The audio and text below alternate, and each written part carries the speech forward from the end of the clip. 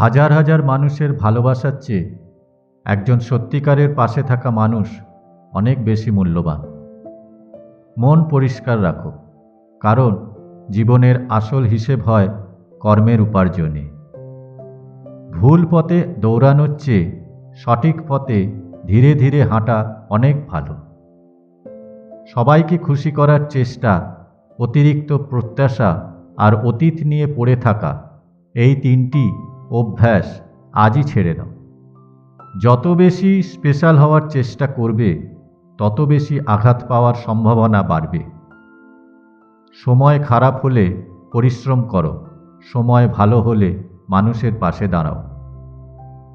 যদি কেউ তোমার মূল্য না বোঝে, হতাশ হয়ো না, কারণ আবর্জনা নিয়ে যারা ব্যবসা করে তারা কখনো হীরের দাম বোঝে না।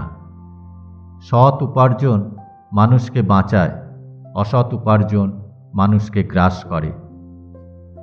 অস্থির মানুষ প্রায়ই ক্ষতিগ্রস্ত হয়, কিন্তু ধৈর্যশীল মানুষ কখনো ব্যর্থ হয় না।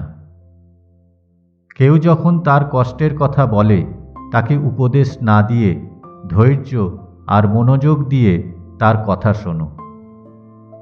মানুষের মতো আচরণ করো, মানুষের আচরণের প্রতিশোধ নিও না, তাতেই পার্থক্য তৈরি হয়। শুধু অর্থ রোজগার করলে হয় না, আশীর্বাদ চেয়ে নাও, কারণ আশীর্বাদের সাথে সুখ, শান্তি আর ভালোবাসাও আসে। মিথ্যা বলে সম্পর্ক রাখার চেয়ে সত্য বলে সম্পর্ক ভেঙে দেওয়া ভালো, কারণ বিশ্বাস একবার ভাঙলে আর জোড়া লাগে না। ভবিষ্যতের ভালো সময়ের অপেক্ষা না করে যে সময়টা তুমি পেয়েছো তাকে সুন্দর করে তোলো। জীবনে কি হচ্ছে তা নয়, তুমি কি করছো সেটাই জীবন বদলায়। লোভ, হিংসা আর অহংকার, এই তিনটি জিনিস মানুষকে ধ্বংস করে। যেখানে আছো, যা আছে তাই দিয়ে শুরু করো। নিখুঁত সুযোগের অপেক্ষায় অনেক স্বপ্ন নষ্ট হয়। প্রশংসায় গলে যেও না, রাগে পাগল হয়েও না, সমালোচনায় ভেঙে পড়ো না। সাফল্যকে মাথায় তুলো না, ব্যর্থতাকে হৃদয়ে জায়গা দিও না। বন্ধু, হয়তো এই ভিডিওটি তোমার জন্য। যদি তুমি ভীষণভাবে আবেগপ্রবণ স্বভাবের হও, কারো কষ্ট দেখলে নিজেকে আর সামলাতে পারো না, আর সাহায্য করতে করতে কখন যে নিজেই ভেঙে পড়ো তা বুঝতেও পারো না। তুমি যদি একজন আবেগপ্রবণ পুরুষ হও এবং এমন কোনো মহিলার প্রতি আকৃষ্ট হও যিনি সিঙ্গেল প্যারেন্ট বা বিধবা বা বিবাহিতা, যিনি জীবনের কঠিন সংগ্রামের মধ্যে দিয়ে যাচ্ছেন, এবং তুমি যদি তাকে মানসিক ও অর্থনৈতিক সাপোর্ট দিতে চাও, তাহলে এই ভিডিওটি শেষ পর্যন্ত অবশ্যই দেখো। গত কয়েক মাসে এমন 3টি বাস্তব ঘটনা সামনে এসেছে যেখানে সাধারণভাবে দেখা গেছে 3 জন ভদ্র পুরুষ 3টি গভীর আবেগের বন্ধনে জড়িয়ে তারা প্রত্যেকে অঢেল টাকা ব্যয় করেছে। মহিলাদের দায়িত্ব, তার সন্তানের দায়িত্ব, এমনকি তাদের পরিবারের দায়িত্বের জন্য। সব কিছু একটাই আশায়, এবার হয়তো এই সম্পর্ক আজীবনের হবে।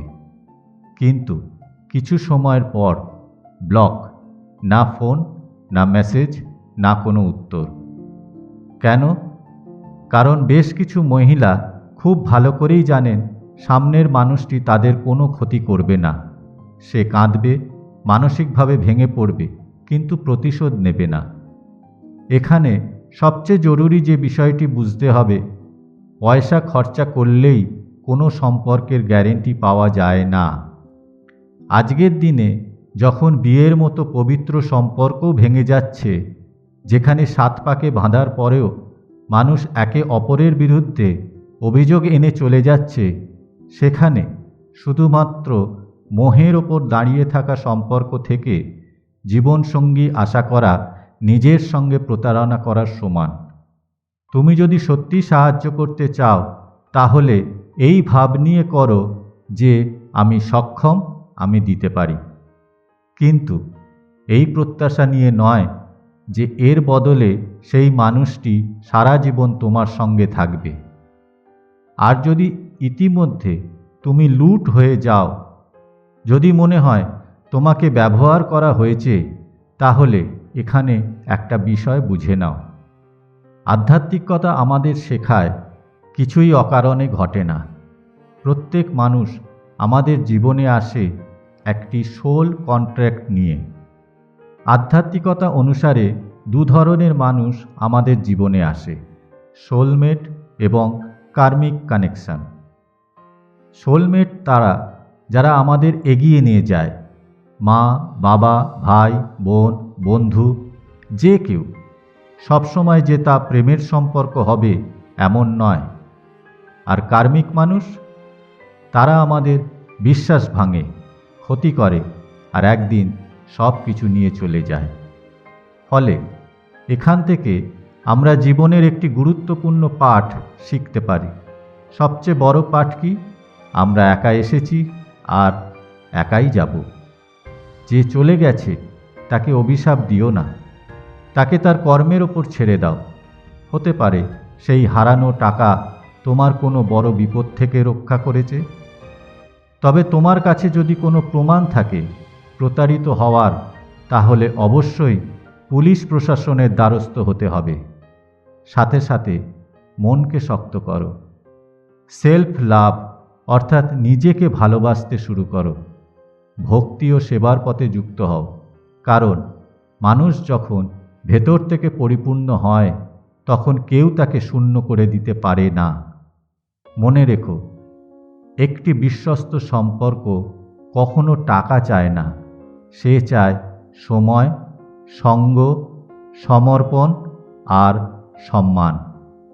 সুতরাং জীবন থেকে শিক্ষা নিতে হবে, ছেড়ে দিতে হবে, আর সামনে এগিয়ে যেতে হবে। অবশ্যই মানুষের যত্ন নাও, কিন্তু নিজের যত্ন নিতে ভুলে যেও না। হাসি ধরে রাখো, কখনো নিজের জন্য, কখনো প্রিয়জনের জন্য। এই বিষয়ে তোমার বক্তব্য অবশ্যই কমেন্টে লেখো। ধন্যবাদ।